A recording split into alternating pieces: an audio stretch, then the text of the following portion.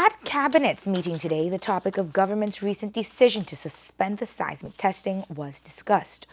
Originally, Cabinet had given permission to a foreign company to conduct airgun seismic survey to collect data from Belize's offshore area. That decision received heavy backlash, especially from the environmental community. A consultation was held after there was a public outcry which led the government to take a step back and revise its original decision. And while there is a suspension in place, will the government ban such activities? This is the hope of the environmental community. Cabinet Minister responsible for agriculture, Godwin Hulse, spoke on the matter, saying that all the emotional drive behind the environmental community can ruin the potential possibilities. Cabinet said long ago, from last term, that in fact there is going to be a moratorium on all of this. And there is a moratorium on it.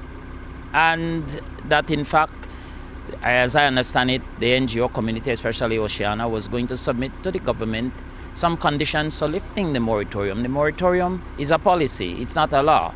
But government had agreed that in fact they would do two things. One, they would ban is the word, any sort of exploration in World Heritage sites and also within a kilometer of either side of the reef. And some coordinates for that needs to be determined because it is not linear, the reef is not linear.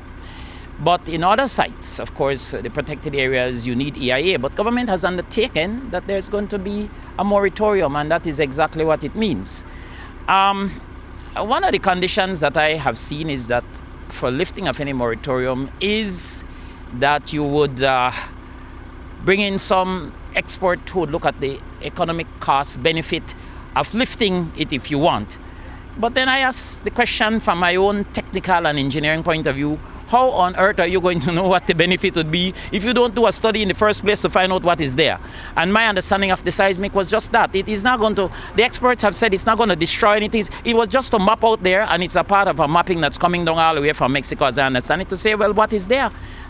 Sometimes in this country, we have to be frank, and I don't want to make anybody feel bad and so, but my position is we have to, in this country, start to make decisions on the basis of good evidence and good facts, man. This emotional drive that we have to everything where we huff and puff is not good because it destroys potential possibilities. If you do not know what is there, then how could you ever make a proper decision? It's not drilling anything. Nobody was contracted to drill. It's a big ship out there doing some studies. And as far as I'm concerned, proper information should have gone out there before everybody is jumping up and down and huffing and puffing. But sir, but that the original decision by Cabinet was hasty and misinformed?